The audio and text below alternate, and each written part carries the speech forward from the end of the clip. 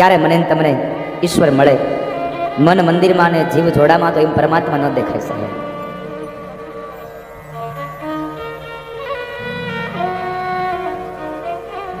જ્યારે સમાજની મમતાઓ છૂટી જાય ત્યારે પરમાત્મા મળે. પણ મારો કવિ કહે કે હેજી મારી મમતા મરે નહીં, એનું મારે કરવું શું?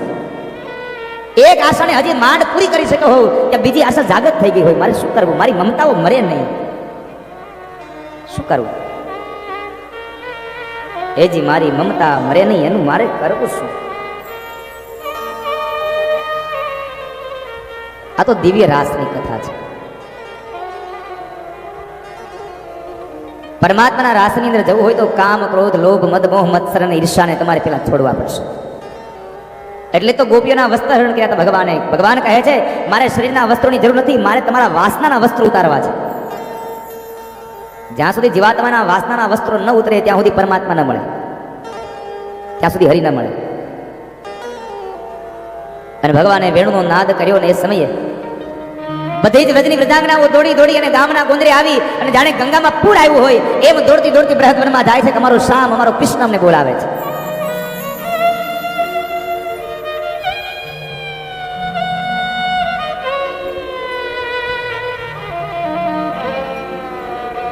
ભર નિંદ્રા પણ કૃષ્ણની વાંસળી સંભળાઈ જાય ગોપીઓને.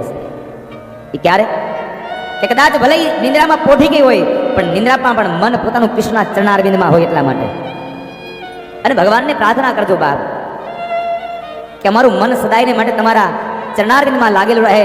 12મા સ્કંદમાં મહર્ષિ વેદવ્યાસ લખે ભવે ભવે યથા ભક્તિ પાદયો સ્તવ જાયતે.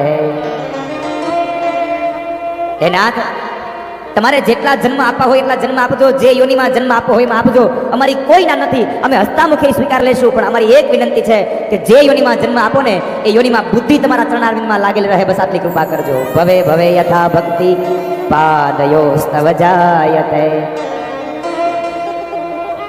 અમારી બુદ્ધિ તમારા ચરણારવિંદમાં લાગેલી રહે. એટલે તો ભરતજી મહારાજનો બીજો જન્મ કાલંજર પર્વતમાં થયો હરણ તરીકે, પણ ત્યારે પણ ભગવાનની ભક્તિ થઈ. શું કામે? કે આ ભવમાં કરેલું સત્કર્મ આ ભવમાં કામ આવે સાહેબ. જોકે આપણે તો ઘણી વખત એવું પણ બોલીએ છીએ કે આ ભવનું અહીંયા જ ભોગવીને જવાનું. અરે આ ભવનું જો ભોગવવાનું હોય તો મેં તમને કીધું એમ 16 વર્ષમાં મેં કોઈ પુણ્ય કર્યા ન હોય, ખબર નહોતી પુણ્ય શું કહેવાય. 16 વર્ષે ભાગવતે બેસાડ્યો. આ તો ગયા જન્મનું કોઈ સત્કર્મ હતું. અને જો ગયા ભવના કોઈકના કરેલા પુણ્ય મને તમને આડા ન આવતા હોત તો ક્યારેય બોલતા જ ન હોત કે આ ગવઢિયાના પુણ્ય આડા આવ્યા, બોલતા જ ન હોત. બધી જ ગોપીઓ દોડી દોડીને બરાબર બૃહદવનમાં આવે છે. આ ગોપીઓ કોણ છે? ભાગવતકાર કહે છે કે રામા અવતારમાં જેટલા ઋષિમુનિઓ હતા ને એ બધા જ કૃષ્ણ અવતારમાં ગોપીઓ બનીને આવ્યા છે ભગવાનની સાથે લીલા કરવા માટે. બધી ગોપીઓ દોડી દોડીને બરાબર જ્યાં બૃહદવનમાં આવી અને જે જગ્યાએ ભગવાન વેણુનો નાદ કરે છે ત્યાં આવીને આગળ ઊભી રહી. ભગવાને બધી ગોપીઓને જોઈ અને ભગવાને મધ્યરાત્રિએ ગોપીઓનું સ્વાગત કર્યું છે. મારો મહર્ષિ વેદવ્યાસ લખે સ્વાગતમ વો મહાભાગા પ્રિયમ કિમ કરવાણિ વ્રદસ્યાનામયં કશ્ચિદ ભૃતાગમન કારણમ. બધી ગોપીઓને જોઈને ભગવાન કૃષ્ણ બોલ્યા સ્વાગતમ વો મહાભાગા પ્રિયમ કિમ કરવાણિ વા. હે મહાભાગ્યશાળી વ્રજાંગનાઓ, હું તમારું સ્વાગત કરું છું. તમે અહીં મધ્યરાત્રિએ આમ વનમાં પધાર્યા છો, હું આપનું સ્વાગત કરું છું. અને તમને શું ગમે? તમારું પ્રિય હું શું કરું? પ્રિયમ કિમ કરવાણિ વા. હું તમારું શું પ્રિય કરું?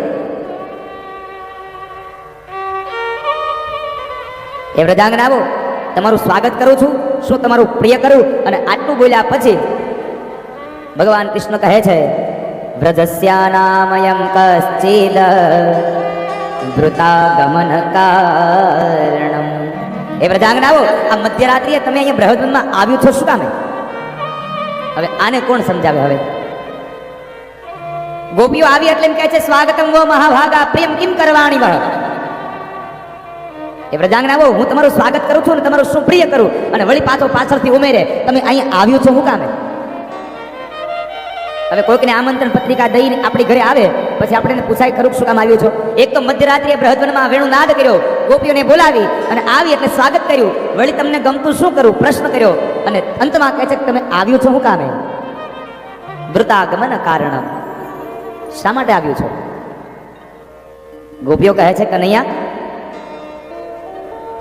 તારી આ વાત અમે સમજ્યા નહીં. એક બાજુ અમારું સ્વાગત કરે ને વળી પાછો એક બાજુ એમ કહે છે કે તમારું શું પ્રિય કરવું ને વળી પાછો છેલ્લે અંતમાં ઉમેરે છે વૃતાગમન કારણમ, શા માટે આવ્યું? તે બોલાવ્યા ને એટલે આવ્યા છે. અને તું કહે છે ને કે શું પ્રિય કરું, તો સાંભળ, અમારે રાસ રમવો છે તું મારી સાથે રાસ રમ. ભગવાન કહે છે ચાલો રાસ રમીએ, તમારી ઈચ્છાઓને હું આજ પૂર્ણ કરી દઉં. એટલે ભગવાને બૃહદવનમાં મધ્યરાત્રિએ એ રાસ રચ્યો છે. એક એક ગોપી એક એક કાન રાસ રમે શ્રી ભગવાન. જ્યારે ભગવાને એ રાસ રચાયો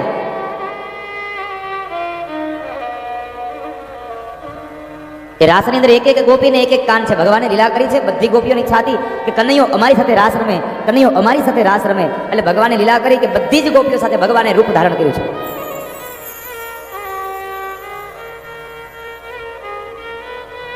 અને એ તો બધું કરી, એમાં કોઈ સંશય નથી.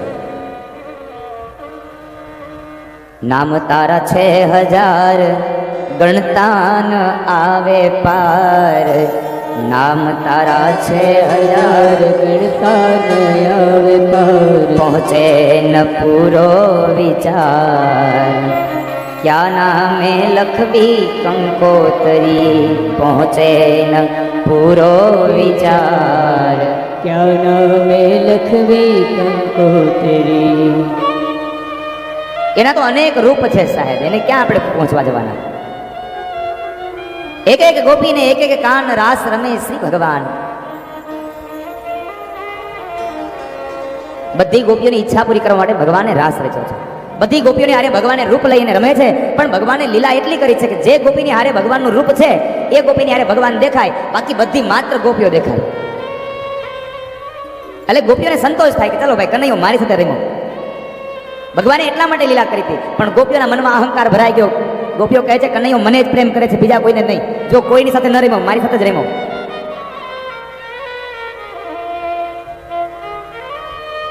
મારી સાથે જ રમ્યો.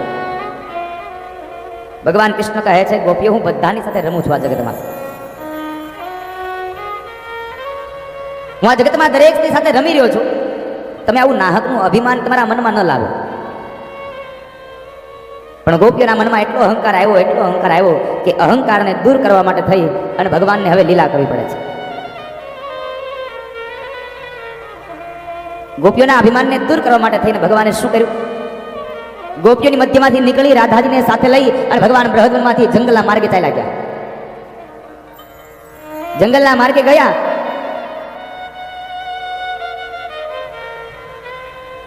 આ બાજુ ગોપીઓની પાસે ભગવાન કૃષ્ણ ગયા, દ્રશ્ય જોયું અને ગોપીઓ વિરહમાં વ્યાકુળ બની છે.